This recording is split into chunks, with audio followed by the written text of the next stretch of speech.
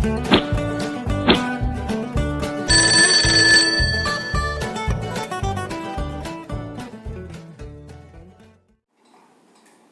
दोस्तों, स्वागत है आपका गुरुकुल स्टडी पॉइंट में।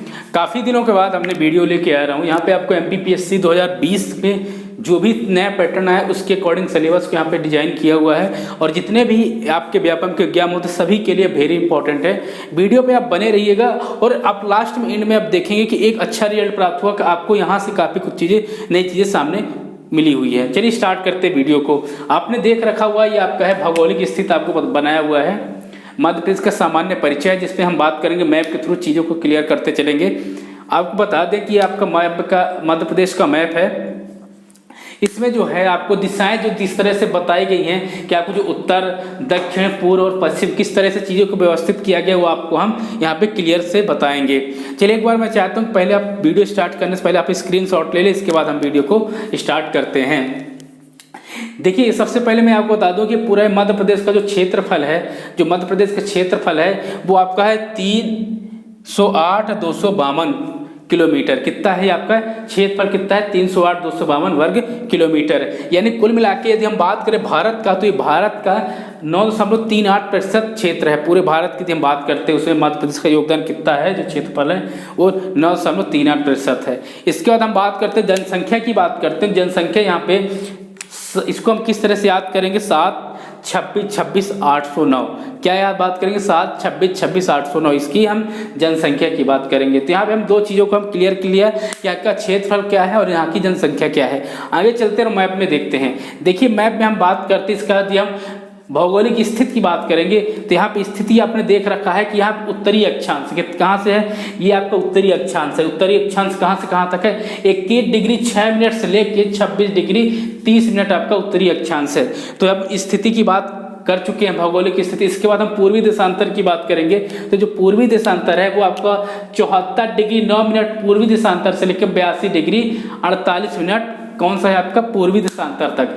ये देखिए आपका पूर्वी देशांतर कहाँ से कहाँ तक है, ये आपका पूर्वी देशांतर यहाँ से लास्ट पॉइंट से लेके आपका यहाँ पे कहाँ तक यहाँ पे दिखाया गया, ये आपका यहाँ पे दिखाया गया है। ठीक है ना, तो आपकी भौगोलिक स्थिति यहाँ से क्लियर हो चुकी होगी।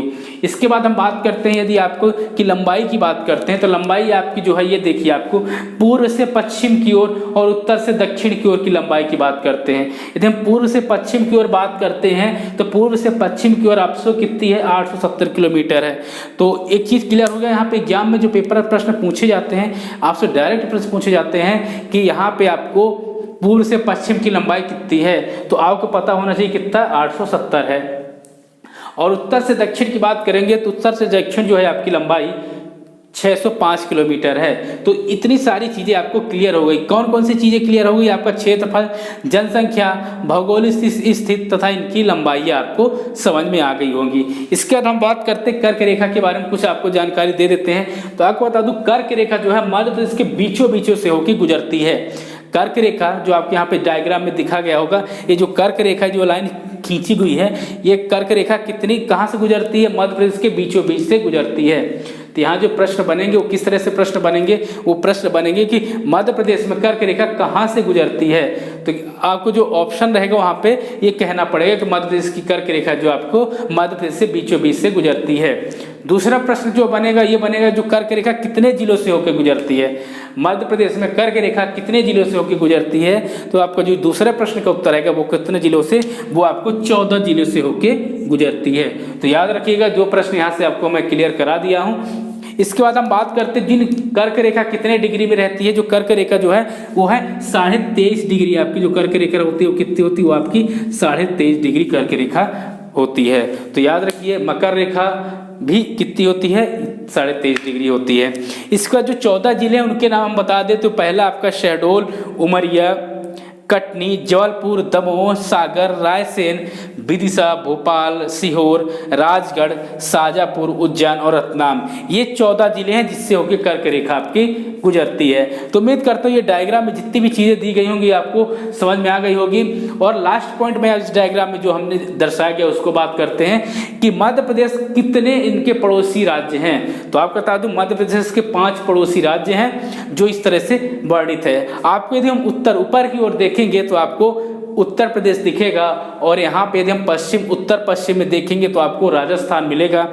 और इसके बाद हम यहाँ पे दक्षिणी कोने में देखेंगे तो यहाँ पे आपको गुजरात मिलेगा, और प्रॉपर दक्षिण में देखेंगे तो महाराष्ट्र मिलेगा, और ये उत्तर और दक्षिण के कोने में आपका गुजरात मिलेगा, और सीधे दक्षिण में आपको महाराष्ट्र मिलेगा, और पूर्व की दिशा में आपको क्या मिलेगा, वो आपका छत्तीसगढ़ मिलेगा। तो कुल मिलाकर यदि हम बात करते हैं मध्य प्रदेश की जो सीमाएं हैं वो 5 राज्यों की सीमाओं से छुई जाती हैं। तो ये भी प्रश्न परीक्षा में आया हुआ है कि मध्य प्रदेश की सीमाएं कितने राज्य से छूती हैं, तो आपको उत्तर पता चल गया कि ये 5 राज्यों से छूती हैं। इसके बाद हम और कुछ चीज़ों को बात कर लेते हैं कि मध्य प्रदेश का गठन कब हुआ था, इसका वर्तमान स्वरूप क्या है, क्षेत्रफल में इसका स्थान क्या है, जनसंख्या में इसका स्थान क्या है, साक्षरता में क्या है, और लिंगानुपात में क्या है। इन सभी चीज़ों को हम ज्ञात करेंगे, ध्यान करेंगे, और जो कि आने वाली परीक्षाओं में ये सब चीज़ें बहुत इंपॉर्टेंट है।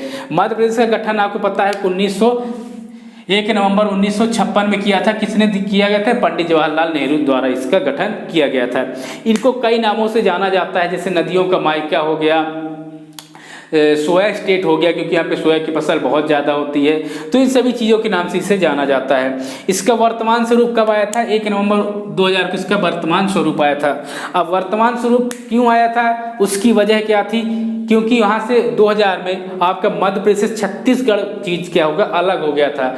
2000 में अलग होने के कारण कुछ जिले, कुछ संभाग आपकी छत्तीसगढ़ में चले गए थे, जिसकी वजह से इसको हम वर्तमान स्वरूप, आपको 1 नवंबर 2000 में इसको वर्तमान स्वरूप कहा जाता है। यदि एक और जीके के प्रश्न आपको बता दूं कि छत्तीसगढ़ का जिले का निर्माण कब हुआ था, तो उस जिले का निर्माण 1 नवंबर 2000 को छत्तीसगढ़ जिले का निर्माण हुआ था, छत्तीसगढ़ राज्य का निर्माण हुआ था। क्षेत्रफल की दृष्टि से मध्य प्रदेश का दूसरा स्थान है। यदि हम बात करते हैं क्षेत्रफल, यदि हम भारत में जितने राज्यों को देखते हैं तो सबसे बड़ा आपका राजस्थान है, उसके दूसरे नंबर पे आपका मध्य प्रदेश स्थान आता है। तो आपको 2 चीज़ें क्लियर हो गई, सबसे बड़ा कौन सा है, वो राजस्थान, और दूसरा राज्य जो आपका मध्य प्रदेश हमारा दूसरे स्थान पे आता है। इसके बाद जनसंख्या की बात करते हैं, जनसंख्या में 5वां है अपने राज्य में। सबसे जनसंख्या में कौन सा स्थान अपना राज्य भारत में, वो है आपका 5वां स्थान रखता है जनसंख्या की दृष्टि से। इसके बाद हम साक्षरता की दृष्टि से बात करते हैं तो 28वां स्थान रखता है। यदि हम साक्षरता की दृष्टि से देखते हैं तो कौन सा स्थान रखता है, वो 28वां स्थान रखता है। और लिंगानुपात की दृष्टि से हम देखते हैं तो कितना स्थान रखता है, 20वां स्थान रखता है। आपको बता दूँ जितनी भी चीज़ें मैं आपको बता रहा हूँ ये हर बार परीक्षाओं में कभी ना कभी पूछी गई है। उन्हीं डाटा को लेकर मैं आपको व्यवस्थित कर रहा हूँ जो आने वाली परीक्षाओं से इंपॉर्टेंट है, और जहाँ से प्रश्न पूछे जाते हैं उन सभी चीज़ों के यहाँ पे हम व्यवस्थित ढंग से आपको यहाँ पे क्लियर कर रहे हैं। इसके बाद हम बात करते हैं कुछ मध्य प्रदेश के जो प्रतीक हैं उन सभी को बताता हूँ। 8 प्रतीक मैंने लिखा हूँ, यहाँ से प्रश्न हमेशा एक न एक प्रश्न हर 2 साल में पूछे ही जाते हैं, तो इनको भी हम एक बार क्लियर कर लेते हैं। मध्य प्रदेश का राजकीय वृक्ष क्या है? तो मध्य प्रदेश का राजकीय वृक्ष क्या है, वो है आपका बरगद है। और इसके बाद हम बात करते हैं राजकीय पशु, बात करते हैं बारहसिंगा है। राजकीय पक्षी की बात करते दूधराज है। राजकीय पुष्प की बात करते सफ़ेद लिल्ली है। राजकीय खेल की बात करते हो मलखम्ब है। इसके बाद यहाँ से लोग 2 चीज़ें यहाँ से जरूर लोग हमेशा क्या कहते हैं कि कंफ्यूज होता है, तो आपको बता दूँ राजकीय नाट्य अलग है और नृत्य अलग है। नाट्य अलग है और नृत्य अलग है। तो नाट्य आपका माछ है और नृत्य की आपकी राई है, और यहाँ की जो राजकीय मछली है वो है महासीरा। और राजकीय फल आपका है क्या है, राजकीय फल आपका आम है। तो ये सब चीज़ों को आप याद जरूर रखिएगा, क्योंकि यहाँ से प्रश्न हमेशा पूछे जाते हैं, 1 न 2 साल में यहाँ से रिपीट जरूर होते हैं। इसके बाद हम बात करते हैं भारत की मध्याह्न रेखा किसको बोलते हैं? 82.5 डिग्री को, जो पूर्वी देशांतर मध्य प्रदेश के कौन से जिलों से गुजरती है, वो है मध्य प्रदेश का एक जिला है, वो सिंगरौली जिले से। मात्र एक ऐसा जिला है जहाँ से सिंगरौली जहाँ से मध्यांतर रेखा गुजरती है। तो यदि प्रश्न आपकी परीक्षा में पूछा गया है कि मध्य प्रदेश की जो मध्यांतर रेखा है वो किस जिले से होकर गुजरती है, तो ये आपको बताना होना चाहिए सिंगरौली जिले से होकर गुजरती है। कितने डिग्री की होती है, तो आपको बताना चाहिए कि 82.5 डिग्री होती है। दूसरा और चीज़ें हैं कि मध्य प्रदेश के अंतर्वर्ती कितने जिले हैं? अंतर्वर्ती 18 जिले हैं। अब दूसरी बात क्या है कि अंतर्वर्ती होता क्या है? अंतर्वर्ती जिले वो होते हैं जिनकी सीमाएं ना तो किसी अन्य राज्य से छूती हैं। तो ऐसे जिले कितने हैं जो जिनकी सीमा किसी अन्य राज्य से नहीं छूती है, तो कितने हैं? देखिए ग्वालियर, विदिशा, उज्जैन, धार, इंदौर, देवास, शाजापुर, सीहोर, भोपाल, रायसेन, होशंगाबाद, हरदा, दमोह, नरसिंहपुर, कटनी, जबलपुर, मंडला और उमरिया। ऐसे 18 जिले हैं जिनकी सीमाएं अन्य राज्यों से नहीं छूती हैं। इसे हम क्या बोलते हैं? अंतर्वर्ती जिले बोलते हैं। तो एक बात आपको बता दूं, यहाँ से जो प्रश्न बनेंगे वो क्या बनेगा? ये प्रश्न ये बनेगा कि अंतर्वर्ती जिले कितने, मध्य प्रदेश में अंतर्वर्ती जिले कितने हैं? तो आपका आंसर क्या होगा? 18 अंतर्वर्ती जिले हैं। तो उम्मीद करता हूँ जितने भी टॉपिक हमने यहाँ पे आपको लिया है वो सब चीज़ों को आपको एक बार समझ में आ गया होगा। एक और चीज़ें बचता है उनको भी मैं आपको लास्ट बता देता हूँ कि आपको देख रहे हैं कि उत्तर प्रदेश, राजस्थान, गुजरात, महाराष्ट्र और छत्तीसगढ़ में सबसे ज़्यादा जिले किसके सीमाएं छूती है? सबसे ज़्यादा जो सीमाएं होती हैं वो उत्तर प्रदेश की सीमाएं छूती है। किसकी सीमाएं छूती हैं? 12 जिले जिसके उत्तर प्रदेश के छूते हैं।